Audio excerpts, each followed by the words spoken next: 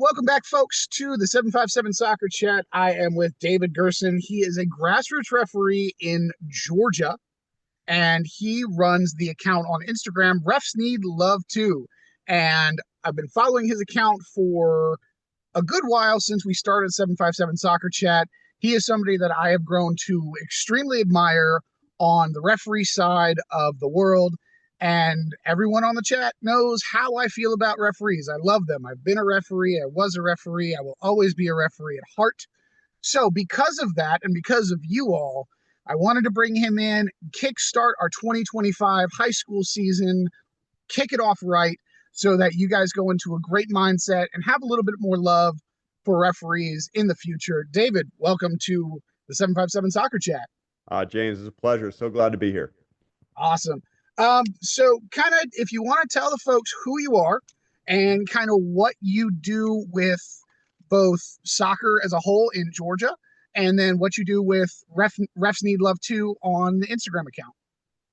Sure. So I've been madly in love with soccer for a long time. I will say I grew up playing as a kid, but I grew up in New York City and we played all sorts of stuff up there. But when I became an adult and a dad, I started coaching my kids in soccer. And then when my son was old enough to ref, used to be able to get certified, get a proper badge to ref at 10 years old. And Yep. he wanted to get a job. And so I was like, he wanted to be a ref because he loved the game, still does. And I was like, sure, I'll go ref with you too. If I'm gonna be driving to the field. I actually, in college, I was a Division I rugby player. And in my final year, got a little burnt out, picked up one too many injuries, and it was like, hey, I might as well ref. I mean, I liked refing. I was president of my rugby team. I was a team captain, so I always liked leadership positions, and I started refereeing, and I loved it. Always have loved positions of responsibility like that. And so when the opportunity came around to be a soccer ref, I dove in, and it's more than just becoming a ref. I was getting to spend time with my son.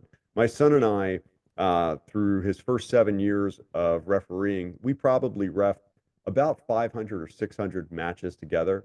Wow. I don't think there's many father sons, father daughter, mother daughter son, whatever relationships where people get to spend that much time with their teenagers as they're growing up.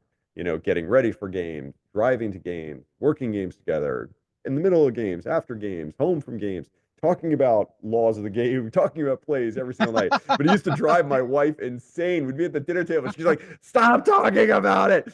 And also, he played as well at a very high level. He was in the U.S. Development Academy, when that was a thing before MLS Next. So we were kind of Yep. soccer obsessed family. We lived in Europe as well. We lived in the Netherlands during World Cup 2014. So we were very much a footy obsessed family. But now my relation to soccer is a lot more than that.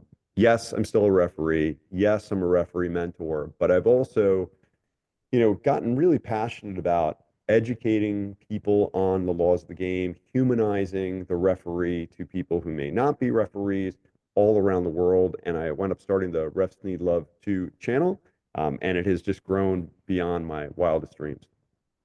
That's that's something that a lot of referees will relate to is the growing up with your kids type of thing. I know so many folks here in Hampton Roads who are referees who they started refing for the same reasons because their kids got into it, and there's there's a thought of a protection kind of thing there, but it's also, Hmm. as you said, a cool way to hang out with your kid, and you have an incredible bond with your children in that way.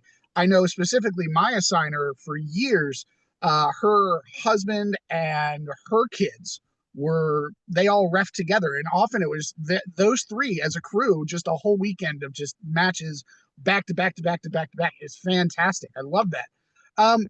What really pushed you to start doing content with Refs Need Love Too? I mean, obviously there is the obvious name of it, but how did you gotta get the push to really start doing the quality content you've been doing?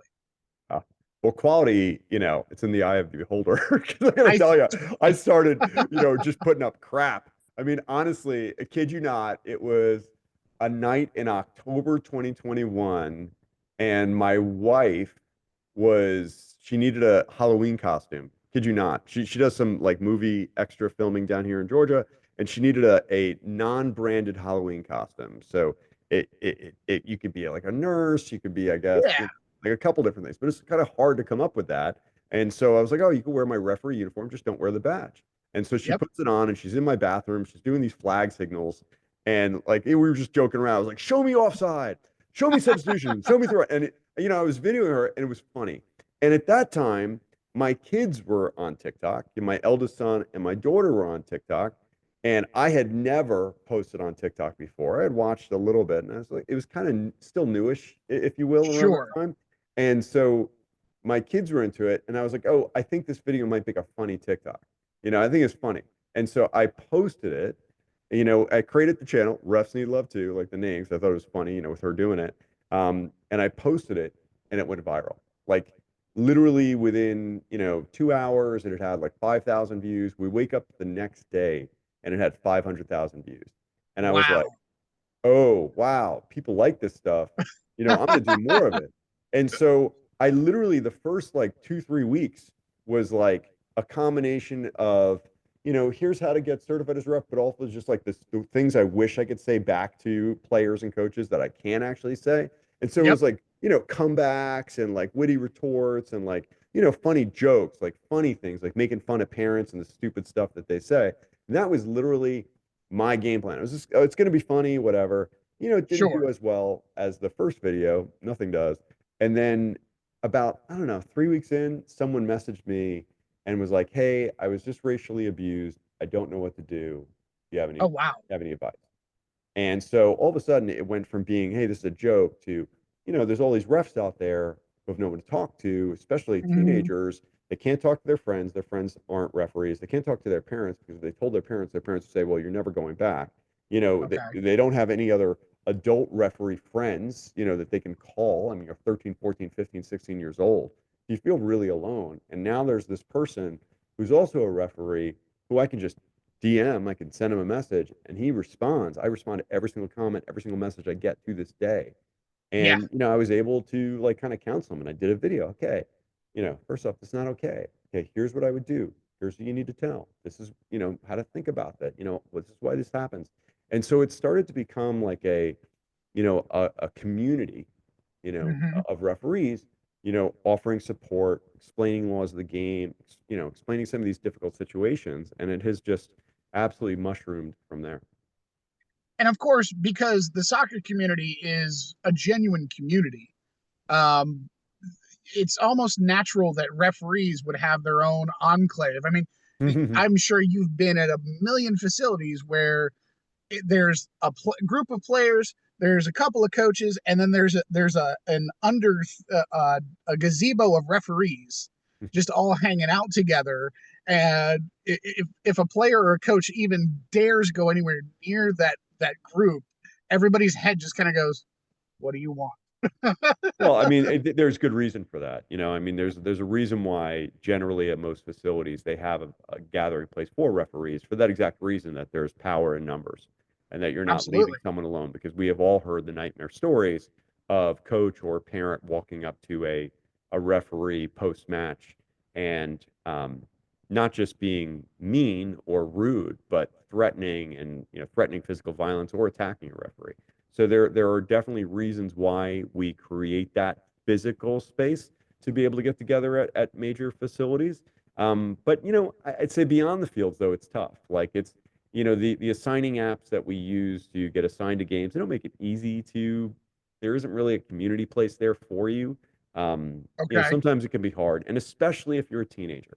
Especially if Yeah, you're a definitely. teenager, like I would never feel comfortable like reaching out to a 14, 15, 16-year-old girl saying, hey, what's going on? How you doing? Something like that. But, we can talk on the field, we're peers when we're in the light of day in front of everyone. But it's inappropriate for me to, reach out to that person on Instagram because, hey, I want to Sure. talk about a play or something like that, or send them a message. And they probably feel really icky reaching out to me sometimes too. It's like, oh, that's a 50-year-old guy.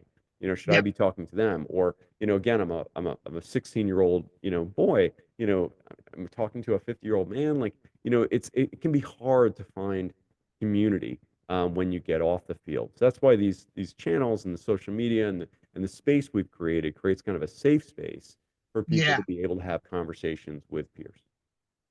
And that's the thing too, is refereeing is a unique avenue in which there aren't many situations where a 16-year-old and a 15-year-old would work the same job with the same responsibilities Mm, and command the same level of respect, um, and ownership and responsibility of a space.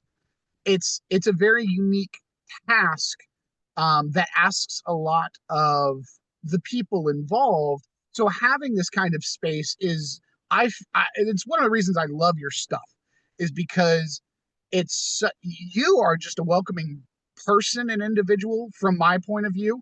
Um, you're always clear, you're always concise, you're as you are just now. You're smiling, you're enjoying, unless you're delivering serious content, then yeah. you also bring that serious. So I've enjoyed really seeing your content blossom in a space where more than ever we really need that right now. And I genuinely big props to you and have a huge admiration for you for what you're doing. So thank you for that. Oh, no, it's my pleasure. And I tell you, man, this is the real me. So I am authentic. I'm a big believer that, there's nothing you could say to people to make them trust you. The only way they will trust you is if they see the real you. So I am Absolutely. raw, I am real, I am honest, I am humble. If I make a mistake, I admit a mistake. There's never any venom in anything that I do. Even when someone makes a mistake, or even when there's a coach or player who maybe does something inappropriate, towards a referee. I don't hate that person. I hate the behavior. I hate the toxicity and the culture that we've Mhm. allowed to fester in this beautiful game that almost permits that kind of behavior.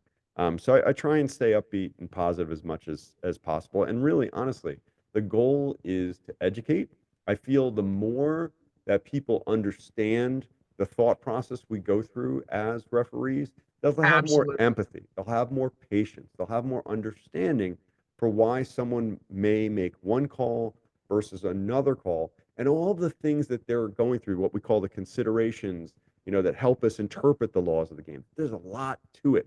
And that's why things aren't so black and white. I think when you are a parent or you're a player or coach, you're so, and the word is biased, but you're so focused on the success of your team, your player, your kid, whatever that is, that everything is just so clear to you, the way you see it. I mean, I've never, ever, ever been at a game where, you see a coach or players go, yeah, I fouled him. Yeah, blow the whistle, I Yep. fouled him. No one does Yep. that. They're always like, oh, come on, I didn't mean to, whatever. Or, oh, come on, that wasn't really, deliberate or whatever. It's just like always. It's like, everyone always reacts bad when a call goes against their team. But the more and more I can educate people, and I can't even begin to tell you how many times I have had players and parents or coaches say that their mind shift has changed dramatically, that they used to be one of the yellers. Yep. And now they are one of the referee whisperers on the sideline or on the bench saying, hey guys, yo, it's okay. Here's what must have happened there. These are the things they're thinking about. The arm wasn't, an unnatural position. He wasn't making his body unnaturally bigger. It was natural for his body movement at the time. It was just an accidental handball. All of those types of things. Now they're actually able to have intelligent conversation and have appreciation for what the referee may be going through. And they also could say, hey, maybe he missed that one. It's okay. It's okay, Yeah. guys. Get ready for the next play. You should hear me with some of what, or you should have a session with some of my former players, because they they would get so upset. And I have a number of kids who are, those kids, when a foul happens, they're the ones that are immediately off the bench with the Y arms, the Oh yeah, hey. And I just look at them and go, sit down, please. yeah. What do you mean, coach? You fouled him? No, no, no, no. He's thinking about this, and this. And also you missed that. And they go, oh. Yeah. I mean, for Why don't you ever say anything? Because nothing happened. Let it no. go. Well, and that's the thing, like saying something 99.99% of the time, the referee is not going to change the call. So that's Nope. number one. Number two, focus on what you can do better to help win that game. Focus on what you could do to help your team. Again, Mhm. yes, is a referee going to miss a call? Yeah, definitely. Absolutely. They're human. They have one set of eyes. They're in one position on the field. Sometimes we see something different than other people. I mean, always, like, you're going to see something different. If the referee's in the center of the field and people are on the sideline watching the game, you're going to have a completely different view of it. If you're up in the stands, like in high school, you're going to have a Absolutely. completely different view of what's happening on the field. So much better sometimes than with the referee, although you're further away and you don't have a good understanding of the laws of the game. But they could have a totally different perspective. And I'm always reminding people when people are like, oh, yeah, that referee made a call and it lost us the game. No, what lost you the game is the other team scored more goals than you. I guarantee Right. if we go back through the film and I'll watch the whole game with you, I guarantee we're going to pick out maybe 100 passes that your team misplayed. We're going to Yep. pick out tons of shots that you guys hit wide, maybe some saves that your goalkeeper probably on another day should have saved, whatnot, tackles that, weren't good tackles and you fouled someone and gave away a free kick. Like, there are Absolutely. so many things that are within your control to win a game. Stop worrying about what the referee calls and doesn't call and focus on what you, as a teammate, as a player, as a collective team, what you guys can do to help win that match.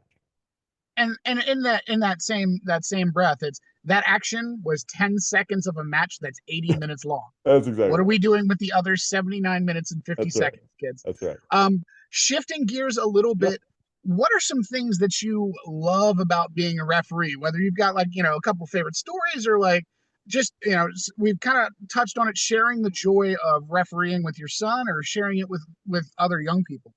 Yeah. I mean, so there are a couple things. I mean, at a very high level, I love the mental clarity it gives me for that moment in time. So as Okay. you and I were talking before I went live, I've got like 5 different business pursuits outside of my full-time job. So I got a full-time job that I'm focused at from like 7:30 in the morning to like 5:30, 6 o'clock at night, giving everything I got. And then I have dinner Yeah. with my family, and then I might go ref. And then when I get home at like 8 or 9 o'clock, then I'm working on other businesses. But when I'm on the soccer pitch, man, you get this wonderful like ability to focus and get in the zone. Like, you're in the game and you're completely absorbed in that. And you're giving all of your mental energy to what's going on the pitch, certainly what's happening, around the ball, but managing the match, managing the emotions of the match, making sure it's fair, that it's safe, that it's fun. Like, I'm focused on all of those things. And I love being that positive presence on the pitch. But it takes 100% of my mental focus, which is it's just really, really good. Because if not, I'm just going to be home thinking about, okay, I need to do this, I need to do this, oh, I need to send that, I need to respond to this email. No, no, no, no. I Yep. love that clarity that I get there. So it's a real mental release being out there, and a mental challenge, knowing that I'm never going to be perfect, that I will make mistakes, that I will miss things, and I can always get better. So I love that mentally. Also, physically. So I've always been, and I hate to say, an athlete. I mean, like, I like playing sports. You would never mistake me for someone who's a phenomenal athlete. I mean, let me tell you, I try hard, but I'm slow. I'm heavy on my feet, but I really, really work hard. I mean, again, I was a rugby player in college, but man, if you ask me to go play pickleball, you ask me to go play tennis, you go want to go through a frisbee, I'll do anything, man. I love playing games, and the fact that 3, 4, 5 days a week, I am able to go out on the pitch and go run and sprint and sweat and give all of my effort out there. It is such a wonderful physical release as well. I get all of that energy out, and there's this wonderful thing about being, no, I'm not competing against anyone aside from myself, but it feels great. You get all these positive endorphins from the workout. And the days that I'm not refing, I'm working out so I can be fit for when I am refing. So I get all Right. these wonderful mental benefits and all these physical benefits from being a referee. And that's and funny you say that, because one of my referee mentors, uh, for every year, I'd take the same research class, Hmm. and every year he would always harp on, don't ref don't try to referee to be fit Hmm. to referee. Right. Yeah, absolutely. and you look around the classroom and you look at some of the guys, and some of the folks in there, and you're like, are you listening, or what oh, Hey man, I'll why tell are you, you here? listen, I have refed with some reps who are in their 70s and they do a fine job.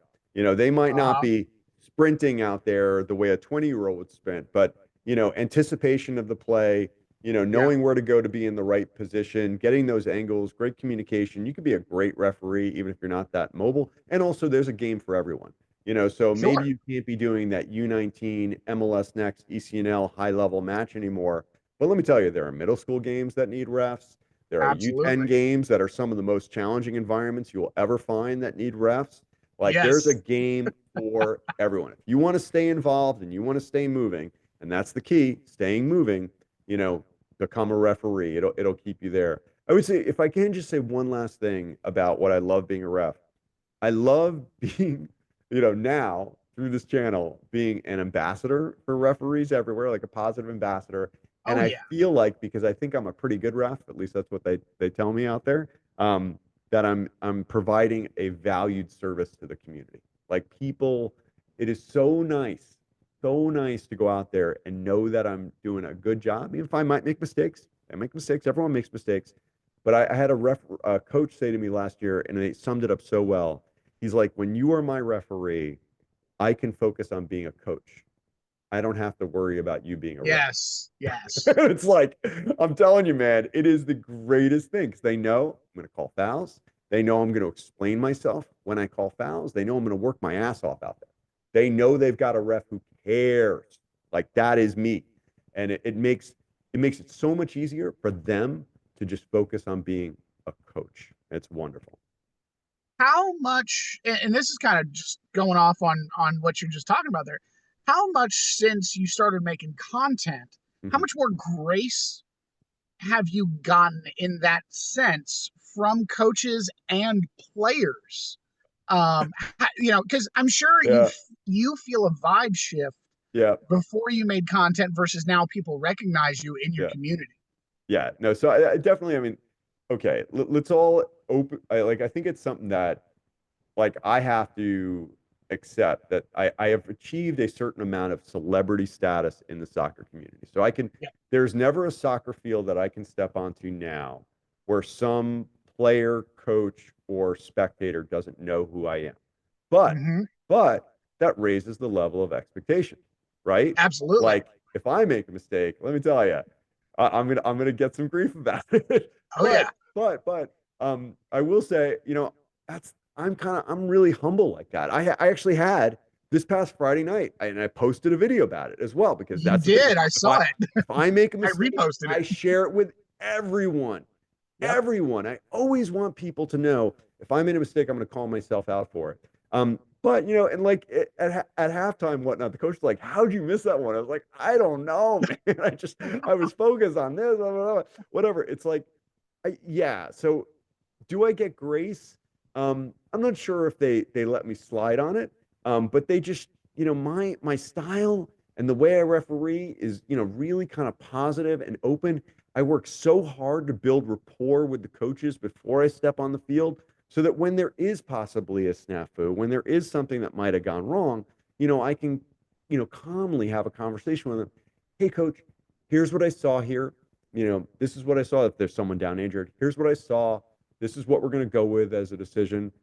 Sound good? Good, great, thanks. And just move forward. But I think again, good communication, positive communication, being open and humble to admit that you might make a mistake, it goes so far. I think the referees who are, and you get this all the time, oh, it's their way or the highway or they're on a power trip.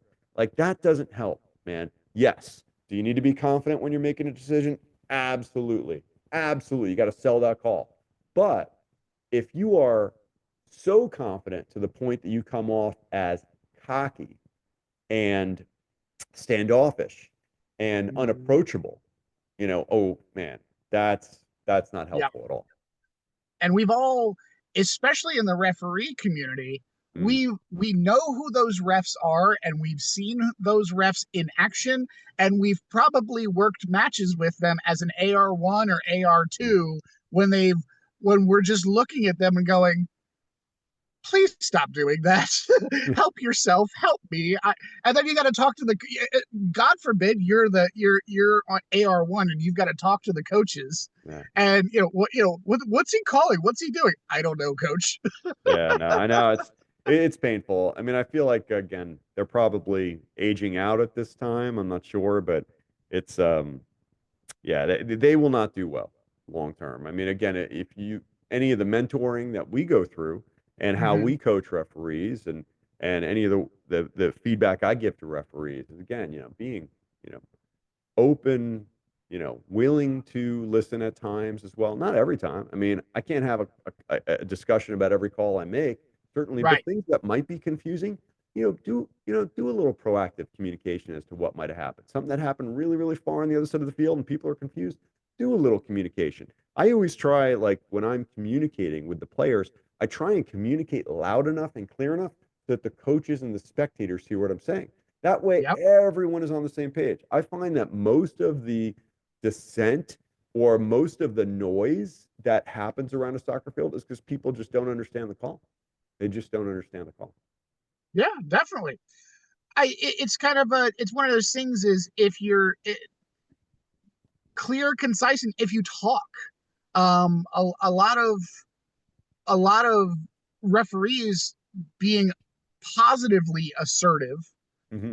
assertive in the right way, and being proactive, Hmm. and just a big play on, or no, no, we're good here, we're good here, you know, Hmm.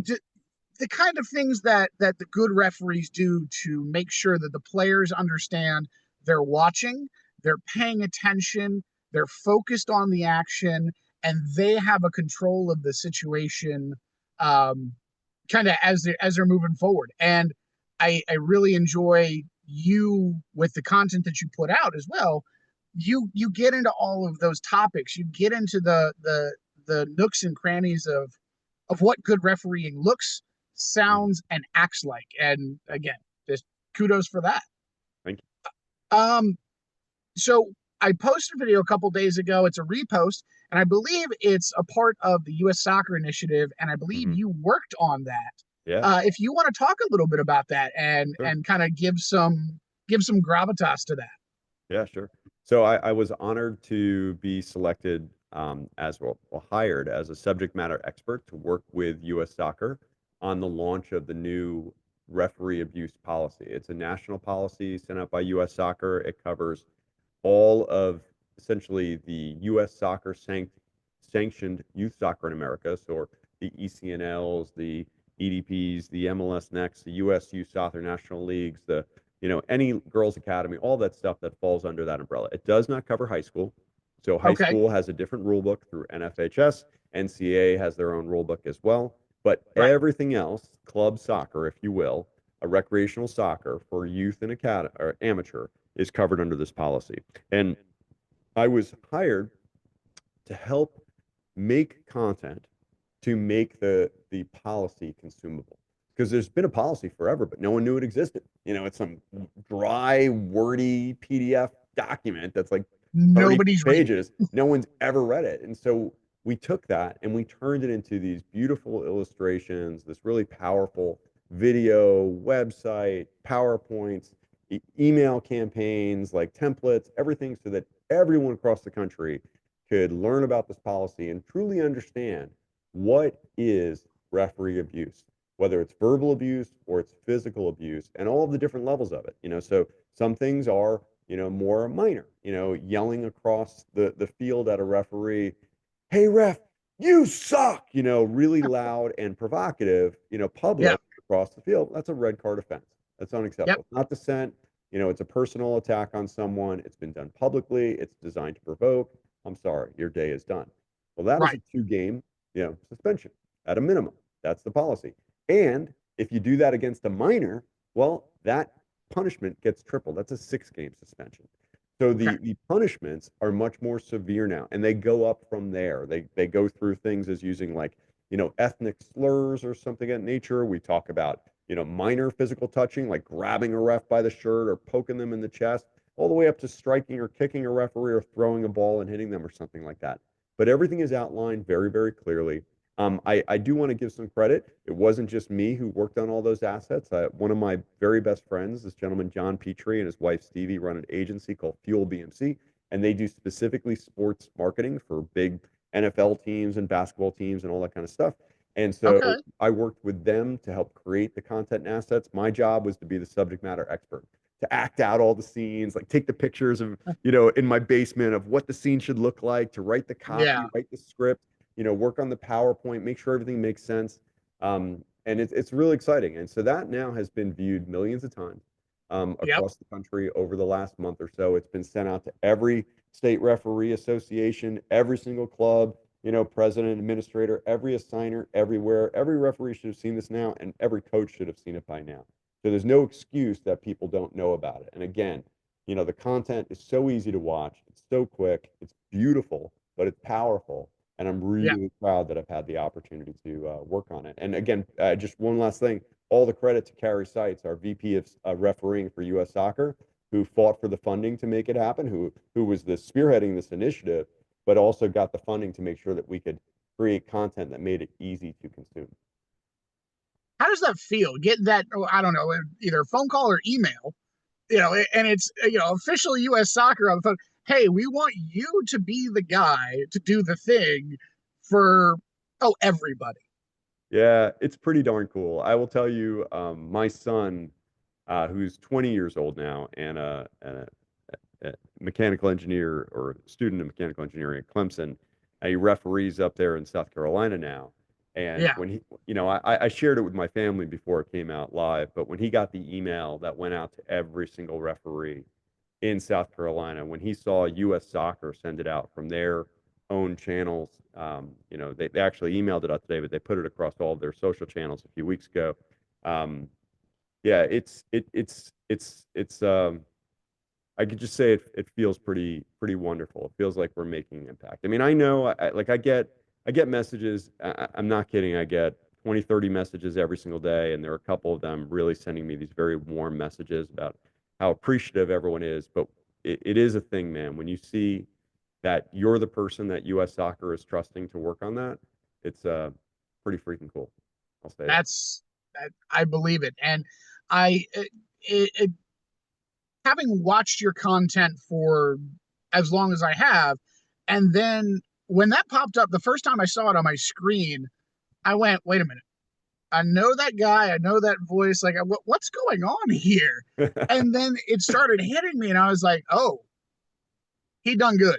So plaudits to you and Thank you. plaudits to the team and everybody who made it happen. Yeah. And as often as I get an opportunity, I'm going to keep pushing that out. And Thank you. I here in our really local appreciate it. community, Yeah, try no, to please, please, please. try to Every help out single with that. share, every like, every comment, every time someone watches my content, it's one more step. I mean, there's 26 million people approximately who participate or watch soccer in this country on a weekly basis, Yep. but I only have 250,000 followers. So I think, honestly, I mean, you think about it, it's still only 1% of that audience is Mm-hmm. following my channels, 1%.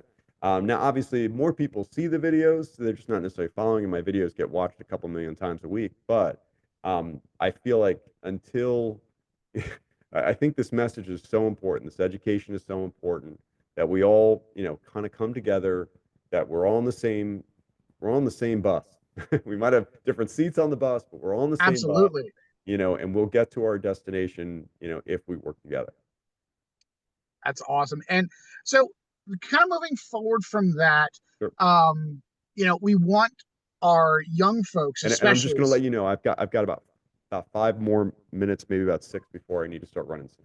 I got you. Cool. So we want to let our young folks really know that we care and we support them. Hmm. For young referees coming into refing, Yep. what are some tips for being a good steward of the game and being, genuinely the best referee that you could be? Yep. I think the first thing is control the controllables. So show up to the pitch on time. Okay. They tell you to get there 30 minutes in advance, get there 35 minutes in advance because there's always traffic. Okay. Then when you get to the pitch, make sure you're wearing the proper uniform, that you look like a professional. If you look like a professional, you dress like a professional, people will generally treat you like a professional. Work hard. And that's one of the things people really hate is they see a referee just standing there in the center circle, Yep. not really caring, not really putting a lot of effort in. Man, if you don't look like you're putting in the effort, let me tell you, people are really not going to appreciate that.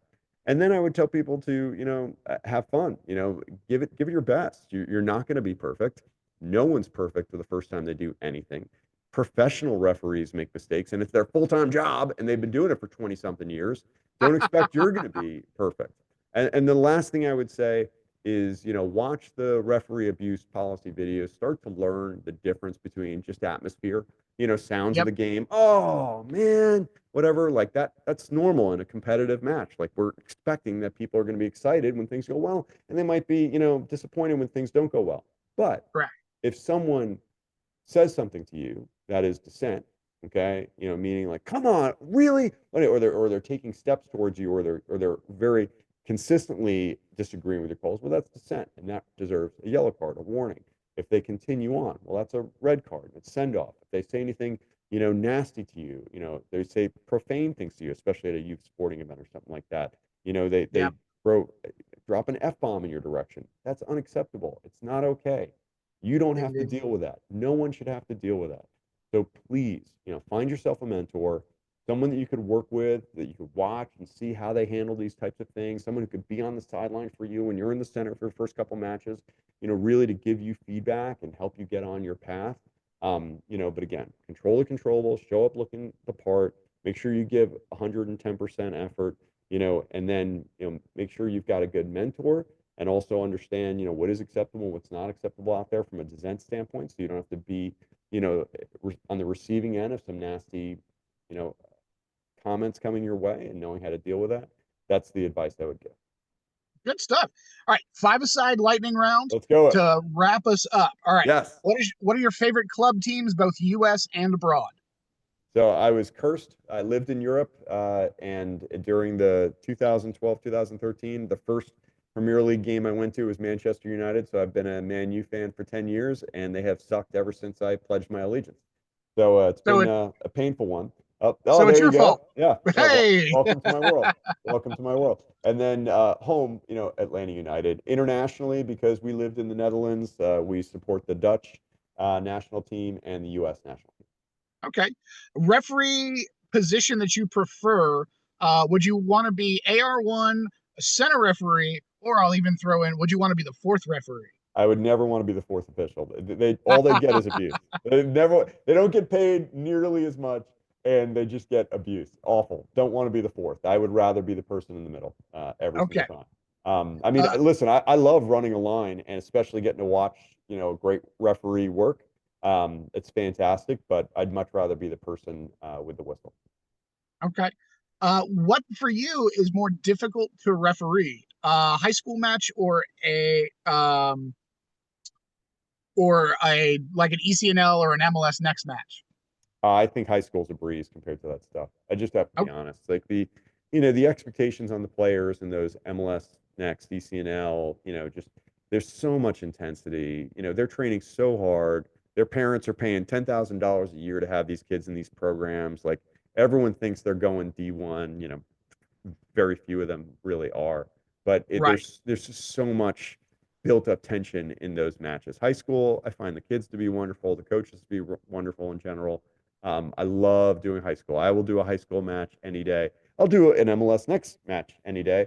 But just if I had preference, I'd be repping high school all year round. It's fantastic. Gotcha. What is your biggest ick when it comes to the laws of the game? What gives you the biggest headache? I got two of them. Number one, that a penalty kick. I hate when a penalty kick is like in the corner of the box down by the box penalty area. Let me use good language here. In the corner of the penalty area down by the goal line, and they're going away from goal, and they get bumped over, and then they're giving a penalty kick right in the middle of the penalty area, 12 yards out from the center of goal. I think honestly that it should be a kick from wherever the foul takes place. Everyone has to stay outside the penalty area, but I think giving someone a penalty kick 12 yards out from the center of the goal for something that happens, almost 25 yards away in the corner of the penalty area, I think that's an outsized advantage. I don't like that one. I would also say the handball laws, like honestly, I just really think it's just so subjective. It's so amorphous. I would love for those laws to be much more defined into certain arm positions that are okay and some that are just not.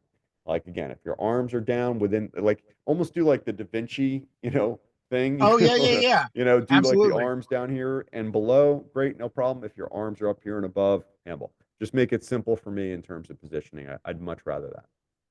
Okay. And then last one, what's your best post-game meal after reffing a match? Smoothie King. Yo, I love that. Tropical Smoothie Cafe. Actually, Tropical Smoothie Cafe. I don't know if you guys have it up there, but a We do. smoothie and a little bit of a panini or a wrap or something like that. Bam. Every single time. Awesome. All right. So final thoughts for you, and then where everyone can find you and all of your awesome content. Excellent. Well, refsneedlovetoo.com is the main website. All of my channels are also under the same moniker, Refs Need Love Too, and that's 2TOO on TikTok, on Instagram, on YouTube. I have a podcast as well, Refs Need Love Too. That's anywhere podcasts are found, but you can check me out there. Fantastic. David, it has been an absolute pleasure having you on this evening. This I'm genuinely excited and I've been giddy all day, knowing that I just get to chat with you because again, I like I said before, I admire all your content and I love what you're doing for the soccer community in this space. And every chance I get, your stuff, especially when it's relevant and pertinent to what we have going on up here in Virginia, Cool. I'm always going to throw it out there to the world so that the folks for the 757 Soccer Chat can see it. Excellent, man. Well, thank you. I appreciate your support. Thank you so much, and I wish you all the best. Awesome. Thank you very much. 757 Soccer Chat, Hampton Roads. Please, guys, go check out his stuff and make sure to like, comment, follow, all the goods. David Gerson with Refs Need Love Too. Thank you, buddy.